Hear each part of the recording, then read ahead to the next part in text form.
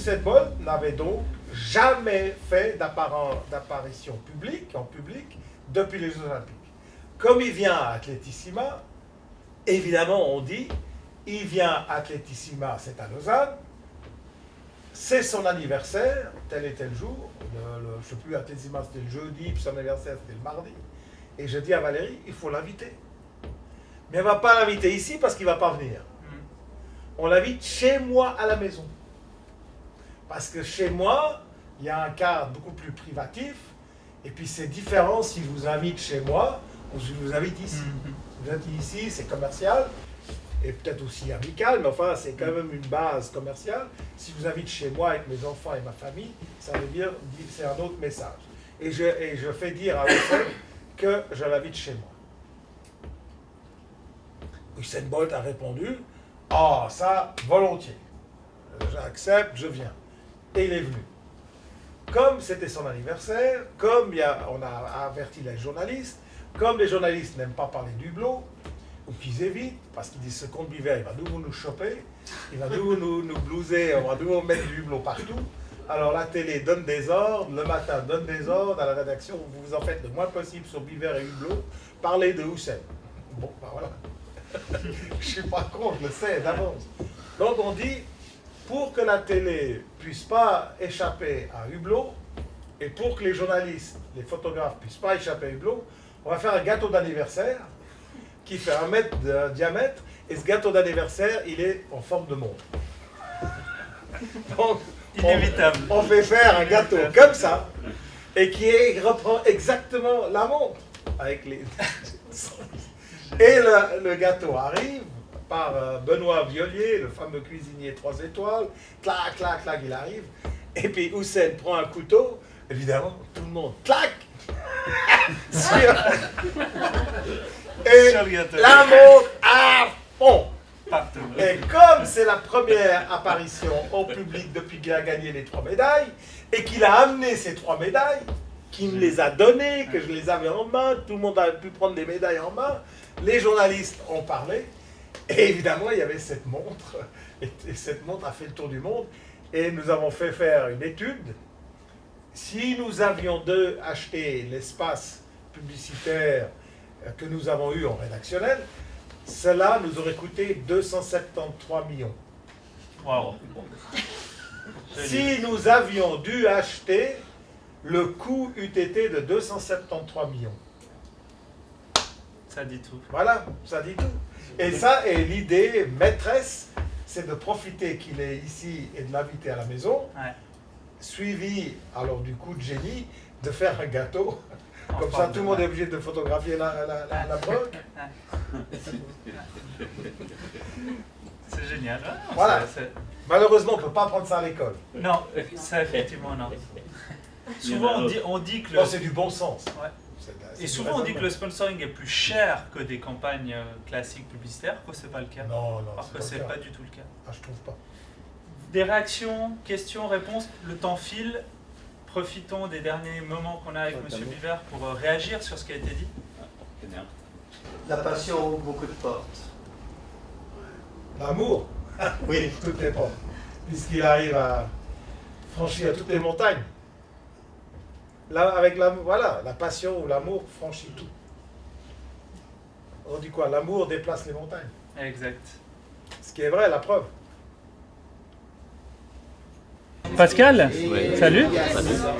Merci d'être venu. Je voulais partager avec nos spectateurs, téléspectateurs, le rôle que tu vois du Cercle suisse de sponsoring dans le paysage suisse, toi qui es actif au sein de la BCN au niveau du sponsoring. Et j'aurais aimé aussi que tu partages ce que tu as appris aujourd'hui dans le cadre de la réunion avec M. Biver. Très bien. Le rôle du Swiss Sponsoring est intéressant à notre époque, parce que c'est quand même une discipline qui est quand même assez jeune en Suisse romande encore plus. Et il nous donne la possibilité, le Cercle Suisse de Sponsoring, d'avoir accès à des entreprises comme Hublot, qui sont actives au niveau mondial, qui nous permettent un petit peu de confronter ce qu'on peut faire nous, dans nos entreprises, avec ce qui se fait ailleurs dans le cadre de l'actualité du sponsoring. Et ça, je trouve que c'est quand même assez intéressant, et ça n'existe pas, il faut le relever quand même, ça n'existe pas. Donc c'est quand même une plateforme qui est vraiment très intéressante.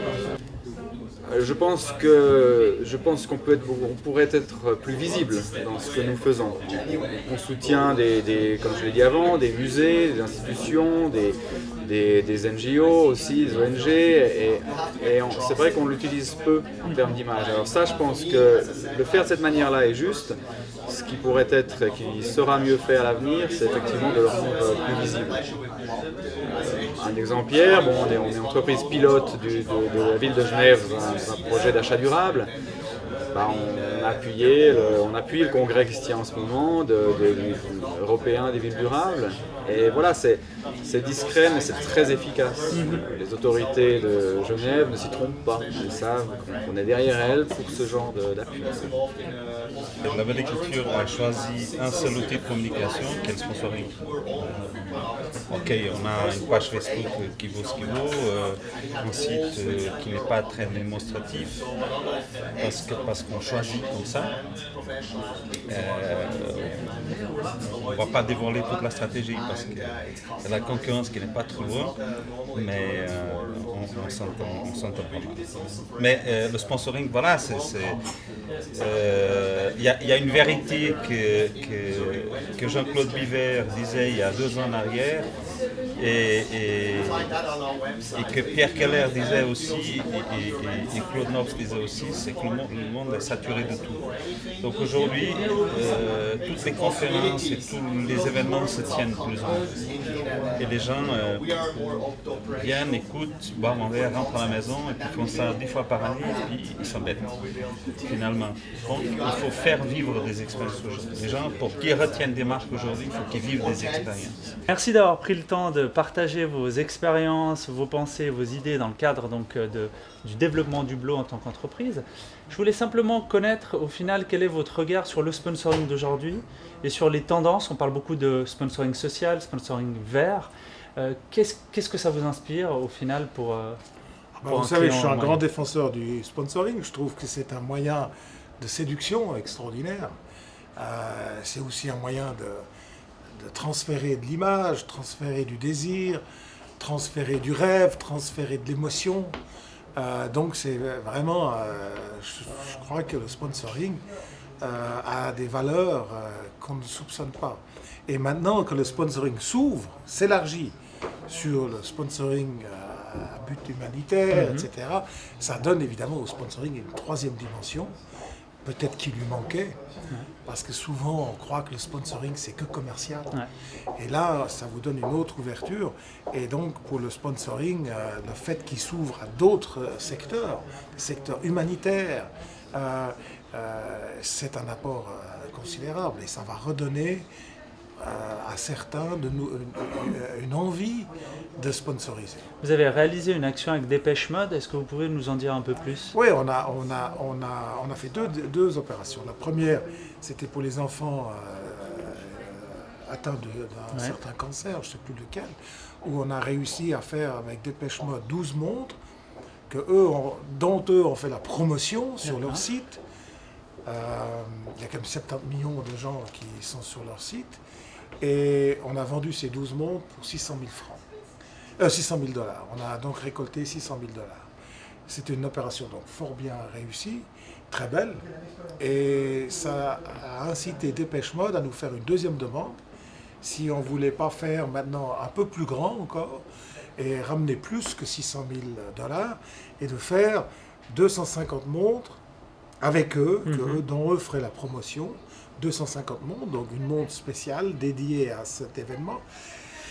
Et nous amènerions les bénéfices ou une partie de la marge de la vente à Charity Water, qui est un problème. L'eau est le problème du futur. Je veux dire, le problème du futur, c'est pas le pétrole, c'est pas les énergies nouvelles. Le vrai problème sera un problème humanitaire, sera le problème de l'eau. Et donc, on a dit oui, et l'opération va démarrer, je crois, en juin. Nous allons donc promouvoir ensemble avec eux, on va faire la tournée mondiale avec eux. On sera partout présent dans tous les concerts, et puis on va essayer de vendre ces 250 montres qui devraient rapporter quelques millions à Charity Water.